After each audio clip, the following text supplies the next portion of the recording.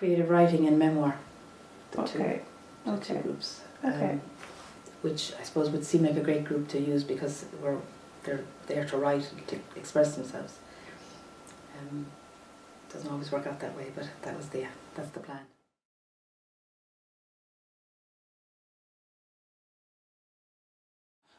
I suppose I was a bit dubious about it because I think sometimes what people feel and think, it doesn't always translate into a template. But I was wrong, and I think what I did find out was it changed my whole attitude to the classes. And I would have been very positive about community education, but I think that there was a weight that it allowed me to see how important they are, and I wouldn't have seen it because we wouldn't have had an opportunity to discuss that. It would have been my perceptions rather than what they told me, if that makes sense.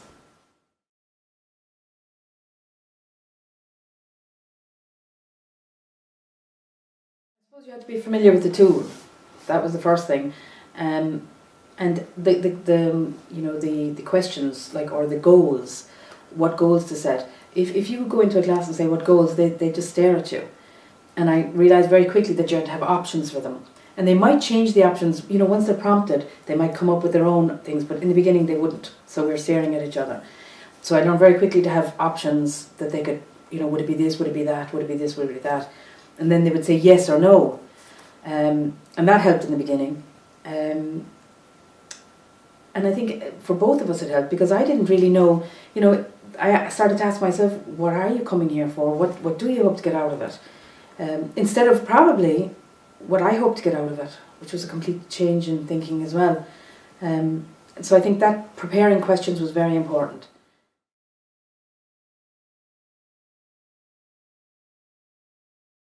I said, like, for example, do you want to write a story? Do you want to write a book? Do you just want to learn how to write? Do you, and I suppose we, in the creative writing, it's not just creative writing, we go through stories and poems and things like that. And I think a lot of the people came to the classes some people thought it was calligraphy, that they didn't even realise that it was creative writing. Or what do you want at the end of it? And again, some people didn't want anything. They just wanted to show up. Other people, and we did create an anthology in one of the groups, and it was incredible because everybody did something in it besides just submitting work to it. I couldn't have planned that, and I couldn't have planned that as an outcome. It evolved, if you like. But that was one of the things that I did use after, final projects. Then we started doing final projects. Were they interested? Were they not? We did CDs, they read their stories, we did CDs, we did Christmas tapes and things like that we just did for ourselves, and they gave them to their families. And that was one of the outcomes that changed my way of thinking, that maybe an end product that they could go away with, more than just their own story, a group thing that worked.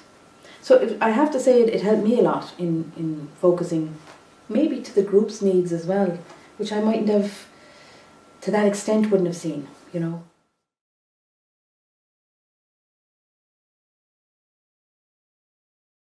I did the first class because I knew, that we had X amount of classes. We were going to do this at the beginning and we were going to do this at the end. They weren't that interested, really. They weren't, because it is taking up time as far as they were concerned. But I explained what it was for. And some people were, some people weren't. And at the time it was the big sheet. If you remember when we started, it was the big sheet, which was kind of bulky. And I kept them as well. We did the first part and I kept them because there's always the forgot it at home and all that. And we did it at the end. But I think it did generate discussion. That's what I think, because as I said, when it came to the personal development and all the other things, some were very happy to do it, but majority weren't. So it did generate discussion, which it ended the course nicely as well, I think. That this is what I got out of it, this is what I got out of it. And also, what do you want in the future? It focuses your thinking, I think. What do you want to do next? That kind of idea. And creative writers are talkers as well. So.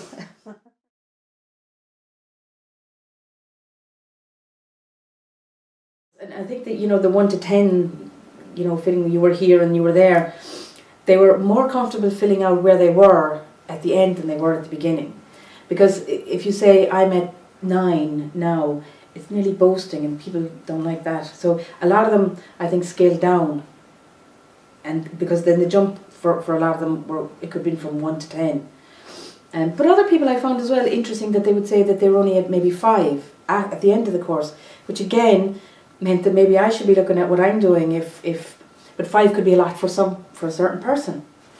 And we would, and I if there was a 5, I'd say, is that how you feel about it? Are you being modest, or do you really think that you're better? And sometimes they would change it because they didn't want to boast, And I think the idea of privacy as well, that nobody's going to see it. It's going to be, you don't have to write your name on it if you don't want to.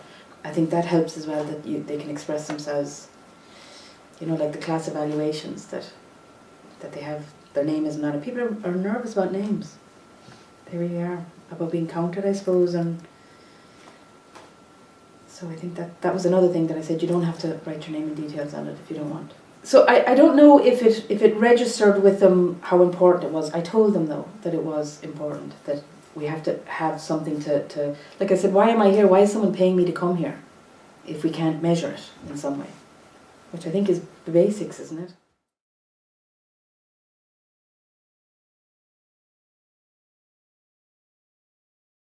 You often have to explain it. What does it mean? Like your family, what difference does it make to your family? I mean, you have to explain what that means. And again, you could say, like, for people who say it gets me out of the house, away from my husband for 2 hours. When you go back, how are you?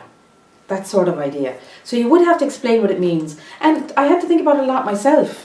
What exactly does it mean? And we used a whiteboard. And we put everything up on the whiteboard. That's what we did. And I photographed the whiteboard then with my phone, and then went home and transcribed it and sent it in. So I suppose it's a communal thing as well then, isn't it, if it's up on the board.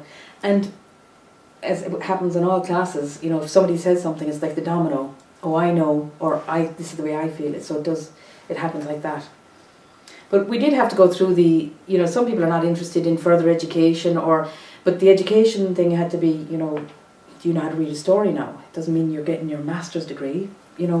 Education is broad, and I suppose that's the definition of terms maybe would have been important.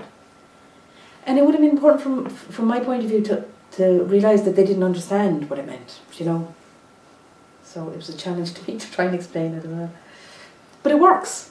It does work, I think. As a tool, it's very effective.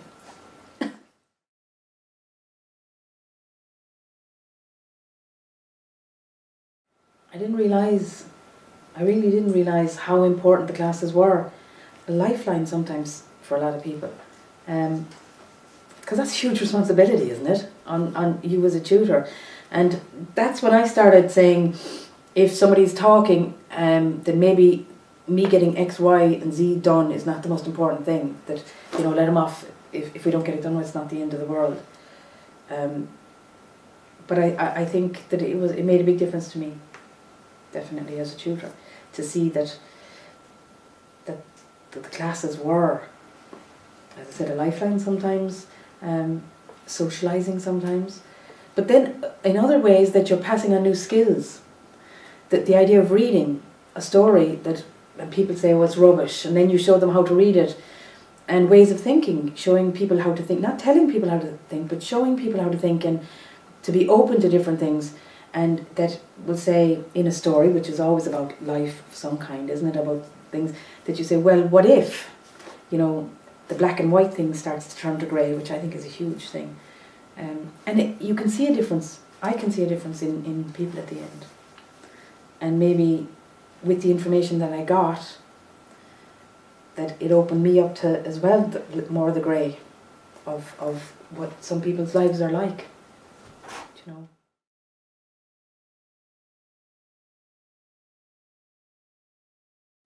I think community education, by definition, is that rigidity is not going to work, because it's not. They don't need to do it to pass an exam. It's something that they're agreeing to do, and I would say that every class as well would be different. I would have definitely prepared goals set out, because they won't come up with them on their own. Have them prepared before and give options, I think. I would say be easy on yourself as well, because sometimes anything that's new, when you're working it through, you know, even when I was doing it and I prepared for it, I was thinking, I'm not sure what to do next, I'm not sure what to say, I'm not sure what to tell them. But you do learn as you go. And the right or wrong thing as well. Is there right or wrong with it? If you're being too rigid, then the data is not true, is it? I think that would have been one of my things. Making the forms look good is not the point, is it? It's just to get accurate data or whatever. And most people in community education are, you know, they're not young, you know, so they know where they're coming from, what they want. But I would definitely set goals, set the things and provide them options. They can add to it if they want, which is fine, but to start them off. And the general at the end, I think that's the biggest problem I had, that they couldn't fill in, you know, in the bubbles themselves. They couldn't. And when we did it generally, there was buckets of information. So I would say, I suppose, work your way, find your way.